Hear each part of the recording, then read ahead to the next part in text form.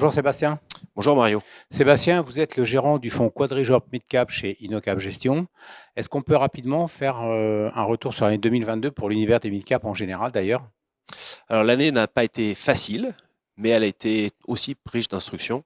Je pense qu'il y a des choses qu'il faut retenir. C'est le paradigme qui a changé. On est derrière nous, en fait, on n'a plus l'argent facile, l'argent peu cher. On vit dans un monde inflationniste. Alors il y a eu ensuite la guerre en Ukraine qui a aussi déstabilisé avec une inflation qui s'est aggravée en quelque sorte. Beaucoup de corrections sur les marchés, certaines à juste titre, certaines sans doute excessives. Nous, on pense que c'était plutôt une année pleine d'instructions qui a confirmé beaucoup de nos convictions, comme quoi notamment l'inflation était plutôt structurelle sur beaucoup d'éléments. Et on a depuis avril-mai l'année dernière beaucoup d'idées d'investissement. Il y a des risques de récession, on pourrait y revenir, mais depuis le fin septembre, moi j'avais fait 3 voyages en Allemagne parce que c'est au cœur de notre approche de gestion, c'est une approche engagée sur le terrain. Tous les ans, je fais 400-450 contacts sociétés. On est revenu avec la conviction, c'est que tout ce qu'on nous attendait, enfin tout ce qu'on nous annonce, notamment en termes de récession, c'est déjà très bien intégré et que finalement les choses vont peut-être pas être aussi terribles que ce que nous annonce. Et c'est pour ça qu'en tout cas, on a fait une année plutôt satisfaisante en relatif. Le fonds que je gère, Quadrijope Midcap, est aujourd'hui 5 étoiles Cantalis. Les performances passées préjugent rien du futur, mais on a aujourd'hui beaucoup de convictions.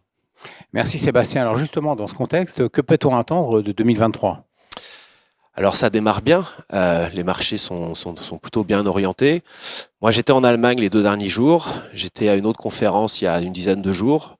Aujourd'hui je me rends compte, que les dirigeants d'entreprise sont moins négatifs qu'ils l'étaient il y a quelques mois.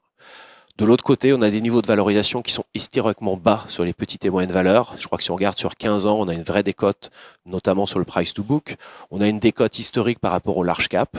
Je dis pas là aussi que tout est rose, mais quand on a une gestion de conviction, ce qui est notre cas, 30-35 valeurs en moyenne dans nos portefeuilles, aujourd'hui, on a des fortes convictions d'investissement, des niveaux de valorisation attractifs, des sociétés qui sont bien armées d'un point de vue bilanciel pour éventuellement consolider, prendre peut-être des parts de marché sur d'autres acteurs, faire des deals qu'elles ne pouvaient pas faire il y a 1 an ou 2 quand justement l'argent n'était pas cher et que personne ne se préoccupait des valorisations.